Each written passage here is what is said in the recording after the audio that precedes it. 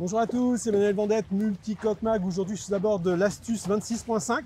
Nous sommes juste au large de La Rochelle avec Jean-Hubert Pomoy, le patron fondateur du chantier. Et c'est parti, on vous raconte tout ça, c'est parti.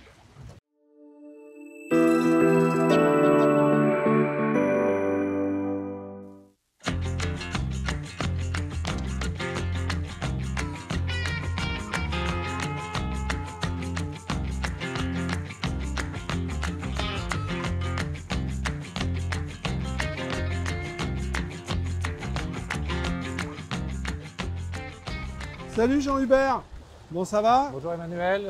T'en as bouffé là du Grand Pavois, de La Rochelle? Ça fait 15 jours que t'es là? Pratiquement, ouais. Bon, tu connais le plan d'eau maintenant, tu connais ton bateau. Ouais, c'est on a des bonnes l'avantage. conditions. Là, c'est vraiment soleil, petit vent. Là, on est à 7 nœuds 5 avec 12 nœuds de vent, donc ça glisse tranquillement sous Genecker avec un bateau qui est très agréable, très bonne glisse.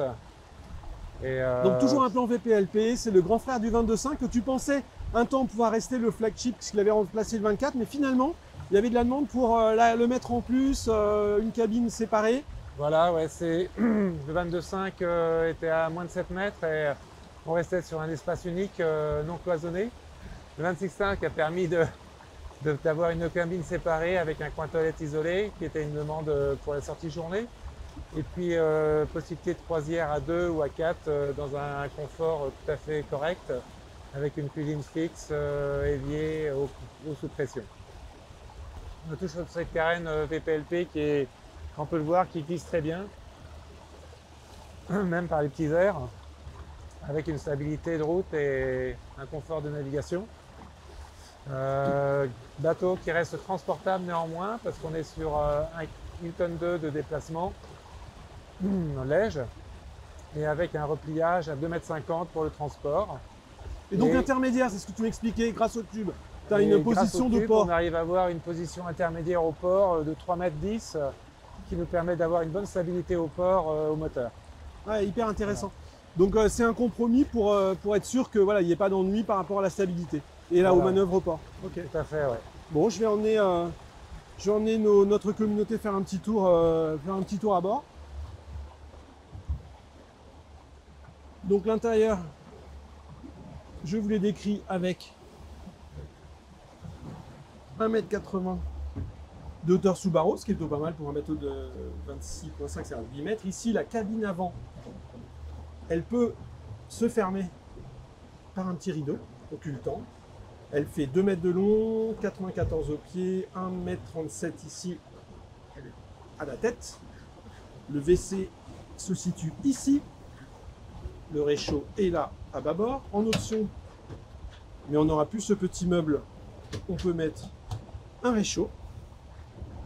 La table à cartes, table à tout faire, est mobile en fait, elle va dans tous les sens, elle se positionne au milieu, sur les côtés, c'est plutôt pas mal. Ici, je vous l'ai montré, on a le système pour agrandir la couchette, enfin les couchettes, ça va de deux côtés. Ça permet de gagner 15 cm, on passe de 50 à 65 cm. Les marches sont mobiles. D'ailleurs, pour avoir la rallonge, il faut enlever cette marche-là. Je ressors. Donc avec le cockpit à 2 étages. Pour ajouter, on est toujours, comme tous les astuces, aussi avec nos dérives et nos safrans pivotant. Donc ça a l'avantage, quand on est en navigation, on a 1,80 m de tirant d'eau. Et quand on veut beacher, on se retrouve à 40 cm de tirant d'eau. Quand on arrive sur des hauts fonds, le système de sécurité saute et du coup la dérive remonte. Bien. Tout est pivotant, c'est pas des systèmes sabres, ce qui fait que ça pardonne vraiment l'erreur, quoi. Voilà, on récupère vraiment une sécurité de navigation dans les hauts fonds qui nous permet de passer d'1,80 m à 40 cm en un rien de temps et sans rien casser, quoi. Ok. Idem pour le safran. En tout cas, ça glisse, continue le tour. On va passer sous le vent.